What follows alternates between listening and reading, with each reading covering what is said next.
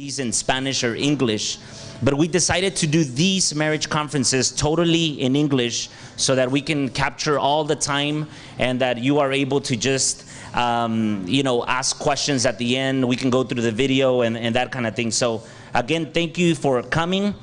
We truly are a church without walls. Somebody said that we were a church without walls, and we're not only a church without walls, but we're a church without a building. We sold our facilities a couple of months ago, and now we're coming out here to the north part of Houston, and we're in the process of purchasing facilities.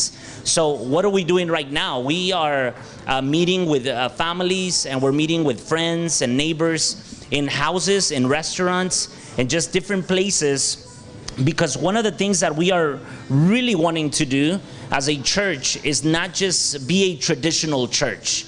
Okay, and people ask me, well, what is a traditional church? Well, the way that I look at it as a pastor is that we already know what happens in most churches, right? You go into a church, there's 3-4 people for the reading or will fail. 50%. Price like that, you're just like, what am I getting? We're getting to our purpose. I'm already getting in trouble. I wanted to have a child, and I was like, God, if you're all powerful, you will help me with this. So I tore up the slip. I said, I will not take the medication. And I'm not saying y'all to do anything like that. That was just me. My faith at that moment just blossomed because I gave it all to him. And I said, just use me however you want to. Let me have children. And I was able to do that to the glory of God. I was able to have children with him and get married.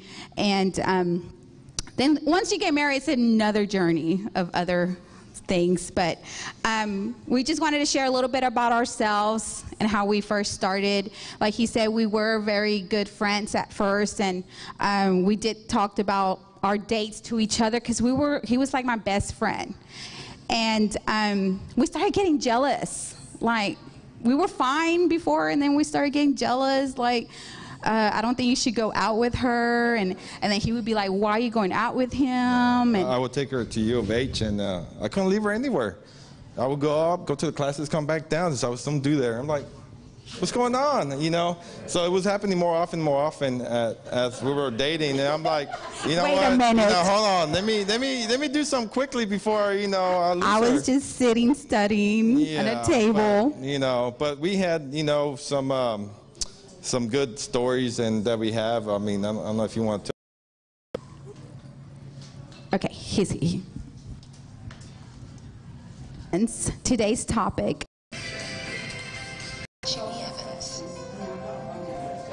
It was hard because I was constantly picking on. Yeah, it's gonna get interesting because my parents were the opposite. My parents we had a good family.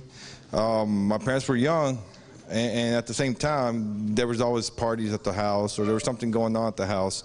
But my dad was always working. I didn't get to see my dad much often, or he didn't spend much time with us. So my father figure was not there, a lot. Whenever it was, I remember my mom taking us to go see him work at the machine shop at nights, because there were weeks and days I'd never seen him.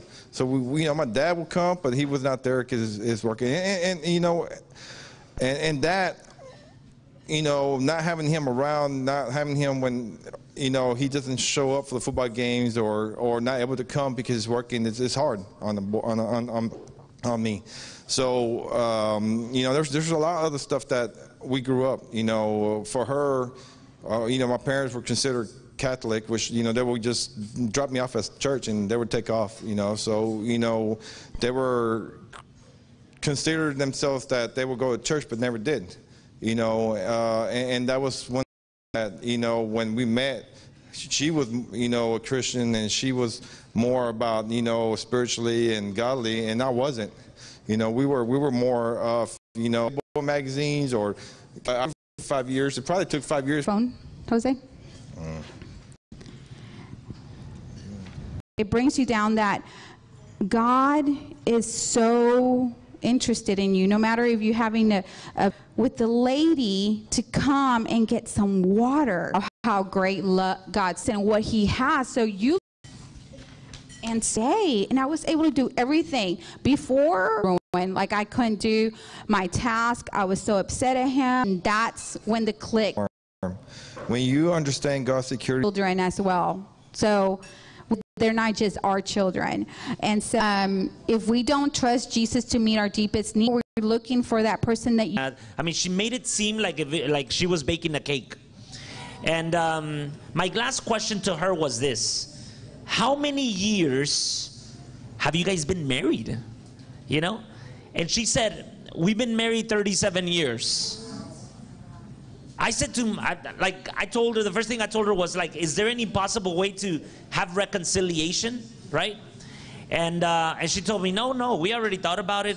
We've been separated for 6 years, and we've already made a decision to get a divorce. After 37 years. And just the other day when we had another conference, I said this to the people that were watching us and hearing us live. What does that tell all the other couples that are out there?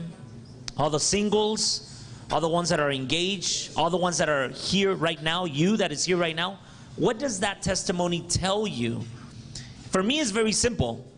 Okay, what it tells you is that at your 37 year, you could be having that same conversation. At that 37 year, it doesn't matter if you're a Christian, it doesn't matter if you're a pastor here, because we had pastors, you could be talking about divorce. Right now, things may seem like it's okay, you may be going through some challenges. But I just want you to know that there are people out there, and it might be you right now. And this is a perfect environment, so you can write questions in that parking lot back there, so that throughout the week, we can answer those questions. It can be any question. Right. Tomorrow, you might... First started into our marriage, neither one of us was very stubborn. And we learned that we to somehow meet halfway. Stop that particular friend and say, you know what, preschool. And we were having a and I remember, and it calmed us down. We love marriage. We love to bring people together and help. That the enemy tries to stop is the one that speaks up, right, to our marriage conferences, because I know dating starts happening. They're starting to go out, and these conferences are going to help them to equip them to be in not be able to be smart, you know, about who they're choosing. Now, I did not get to hear who's the one that has cancer. I'm sorry. Your ex-wife. So for 2 years you were separated. Oh, 12. So you opened your doors for her to come. Oh, okay. Yeah. Yeah. Yeah. I had the same situation happen to me. My dad and my mother were actually separated, and I actually brought my dad home because he came out of the hospital, and I knew he was about to have another stroke or another heart attack or something, and I was so scared for him to live on his own that I didn't even ask my mom. I just brought my dad home. I was 18 years old, I believe. I was young, and I just showed up at the house with my dad and said, "Mom, look at your daughter."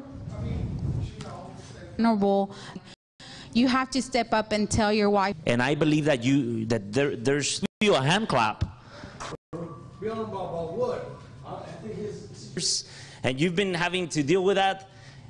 These conferences, it's also good because that's real right there. And when you're faced with... Had something. Wisdom goes a long way. Information and love stands for. And oftentimes, it means with his son already having to be